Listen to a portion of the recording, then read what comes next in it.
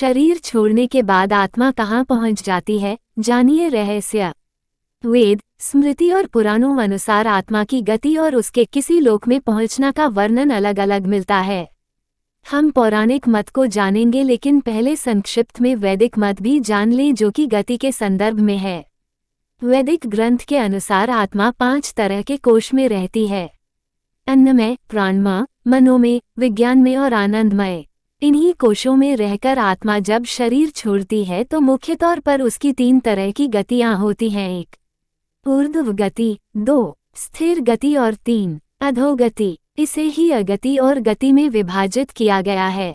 1 ऊर्ध्व गति, इस गति के अंतर्गत व्यक्ति ऊपर के लोक की यात्रा करता है। ऐसा वही व्यक्ति कर सकता है जिसने जागृत, स्वप्न और सुषुप्ति में खुद को साक्षी भाव में रखा है या निरंतर भगवान की भक्ति की है। ऐसे व्यक्ति पितृ या देव योनि के सुख भोगकर पुनः धरती पर जन्म लेता है। 2 स्थिर गति, इस गति का अर्थ है व्यक्ति मरने के बाद न ऊपर के लोक गया और न नीचे के लोक में, अर्थात उसे यहीं तुरंत ही जन्म लेना होगा। ये जन्म उसका मनुष्य योनि का ही होगा। 3 अधोगति, जिस व्यक्ति ने किसी भी प्रकार का पाप करके अपनी चेतना या होश के स्तर को नीचे गिरा लिया है, वह नीचे के लोकों की यात्रा करता है। रेंगने वाले, कीड़े मकोड़े या गहरे जल में रहने वाले जीव जंतु अधोगति का ही परिणाम है। अब जानिए पौराणिक मान्यता। पुराणों के अनुसार जब भी कोई मनुष्य मरता है या आत्मा शरीर को त्याग कर यात्रा प्रारंभ करती है तो इस दौरान उसे 3 प्रकार के मार्ग मिलते हैं। उस आत्मा को किस मार्ग पर चलाया जाएगा ये केवल उसके कर्मों पर निर्भर करता है। ये 3 मार्ग हैं: अर्ची मार्ग, धूम मार्ग और उत्पत्ति विनाश मार्ग। अर्ची मार्ग ब्रह्मलोक और देवलोक की यात्रा के लिए होता है, वहीं धूम मार्ग पितृलोक की यात्रा पर ले जाता है और उत्पत्ति विनाश मार्ग नर्क की यात्रा के लिए है। हालांकि सभी मार्ग से गई आत्माओं को कुछ काल भिन्न भिन्न लोक में रहने के बाद पुनः मृत्युलोक में आना पड़ता है। अधिकतर आत्माओं को यहीं जन्म लेना और यहीं मरकर पुनः जन्म लेना होता है।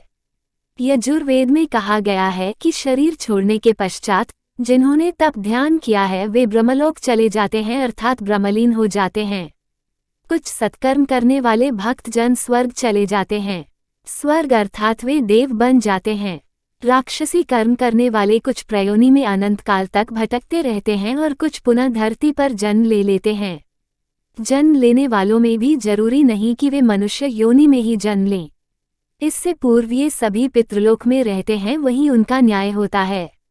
आत्मा 17 दिन तक यात्रा करने के पश्चात 18वें दिन यमपुरी पहुंचती है। गरुड़ पुराण में यमपुरी के इस रास्ते में वैतरणी नदी का उल्लेख मिलता है। वैतरणी नदी विष्ठा और रक्त से भरी हुई है। जिसने गाय को दान किया है वो इस वैतरणी नदी को आसानी से पार कर यमलोक पहुंच जाता है, अन्यथा इस नदी में वे डूबते रहते हैं और यमदूत उन्हें निकालकर धक्का देते रहते हैं। यमपुरी पहुंचने के बाद आत्मा पुष्पोदका नामक एक और नदी के पास पहुंच जाती है जिसका जल स्वच्छ होता है और जिसमें कमल के फूल खिले रहते हैं। इसी नदी के किनारे छायादार बड़ का एक वृक्ष है जहां आत्मा थोड़ी देर विश्राम करती है।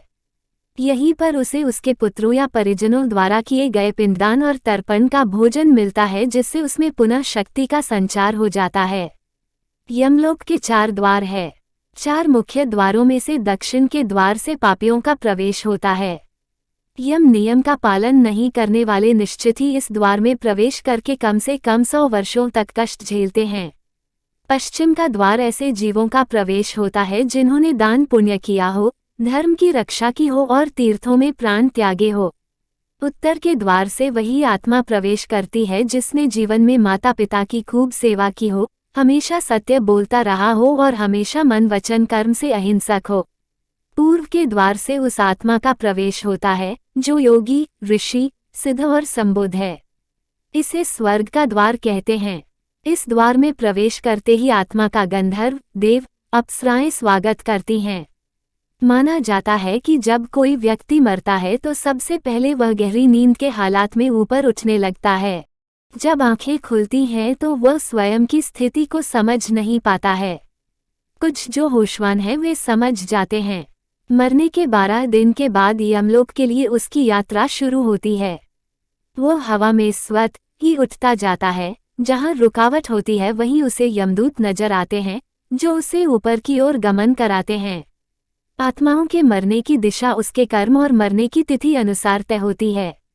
जैसे कृष्ण पक्ष में देह छोड़ दी है तो उस काल में दक्षिण और उसके पास के द्वार खुले होते हैं, लेकिन यदि शुक्ल में देह छोड़ी है तो उत्तर और उसके आसपास के द्वार खुले होते हैं। लेकिन तब कोई नियम काम नहीं करता जबकि व्यक्ति पाप से भरा हो। शुक्ल में मरकर भी वह दक्षिण दिशा में गमन करता है। इसके अलावा उत्तरायण और दक्षिणायन सबसे ज्यादा महत्व होता है।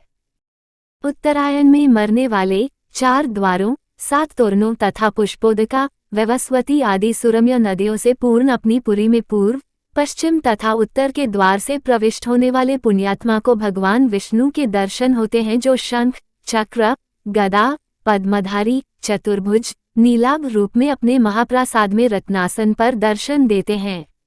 ऐसी शुभ आत्मा स्वर्ग का अनुभव करती है और उसे शांति व स्थिरता मिलती है। स्वर्ग में रहने के पश्चात वो किसी अच्छे समय में पुनः अच्छे कुल और स्थान में जन्म लेती है। दक्षिणायन में मरने वाले जो लोग पापी और अधर्मी हैं, जिन्होंने जीवन भर शराब, मांस और स्त्रीगमन के अलावा कुछ नहीं किया, जिन्होंने धर्म का अपमान किया और जिन्होंने कभी भी धर्म के लिए पुण्य का कोई कार्य नहीं किया, वे मरने के बाद स्वतः ही दक्षिण दिशा की ओर खींच लिए जाते हैं।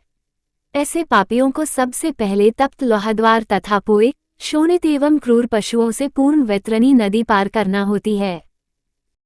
नदी पार करने के बाद दक्षिण द्वार से भीतर आने पर वे अत्यंत विस्तीर्ण सरोवरों के समान नेत्र वाले, धूम्र वर्ण, प्रलय मेघ के समान गर्जन करने वाले, ज्वाला में रोमधारी, बड़े तीक्ष्ण प्रज्वलित दंतयुक्त, संसी जैसे नखों वाले, चर्म वस्त्रधारी, कुटिल भरिकुटी भयंकरतम वेश में यमराज को देखते हैं।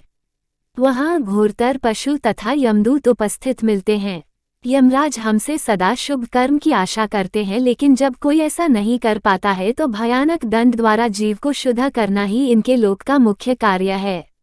ऐसी आत्माओं को यमराज नरक में भेज देते हैं।